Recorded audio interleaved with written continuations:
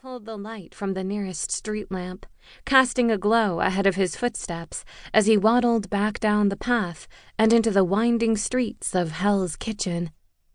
He needed to go see the heads of the necropolis. Again. Not that they'd listen to him. Unruly.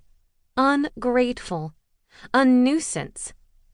Being a mage had been so much easier back when he'd first started. He'd had power, respect, control. Nobody questioned every decision he and the mages made. Nobody dared. The council had ruled with a benevolent iron fist. Things had been working. Then that girl came along. Don Jones knew Mage Lucien and his upstart attitude would become an issue if unchecked. He'd warned the council, but had they listened? Certainly not. And look where it got them. Lucien had brought the girl in. A powerless girl. A null. Don Jones had been so hoping to see her fail. Perhaps he didn't want her dead, but certainly maimed a bit during the assessment against Xavier's apprentice. But had that happened? Of course not. The silly nobody succeeded. She'd proved them all wrong, killed Mage Xavier, stopped the wards around New York from completely crumbling, so that now they were only mostly defenseless. Now Xavier's apprentice, Isak, the only possible hope of restoring some sanity and order to the council, had run off to who knew where. Don Jones suspected the girl did, but she wasn't telling, leaving them with this. What an absolute mess. Don Jones paused.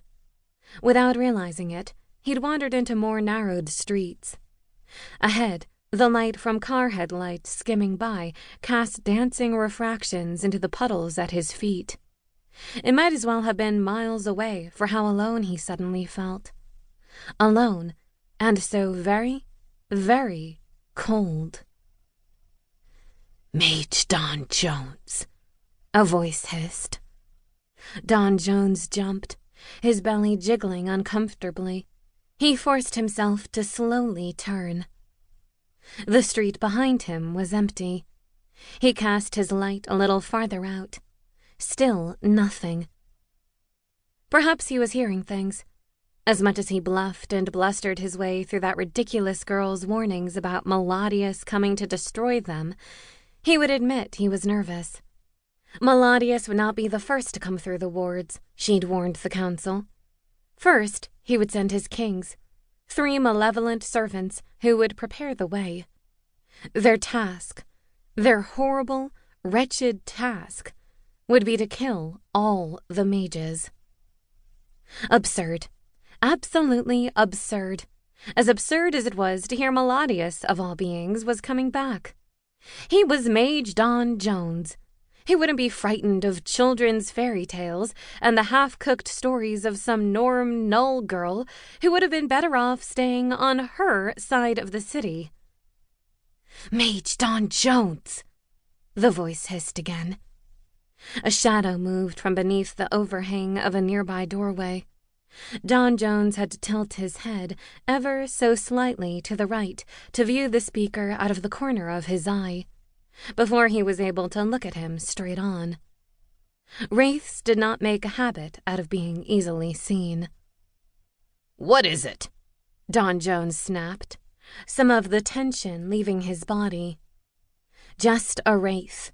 A normal, simple, pesky wraith. "Can't you see I'm busy?" The wraith stepped closer, being sure to stay out of the direct light. More solid than ghosts, but meaner than wisps. Wraiths, the vengeful spirits of those wronged at death, perhaps had worried him at one time. Unlike spirits, they could affect the physical world. Most of them had unfinished business here on the physical plane. Even more had vendettas. Gods help the one they held those against. "Isn't it a bit late to be out wandering the streets alone, Mage Don Jones?" the wraith said. Magic dripped over him like a cloak and pooled at his feet.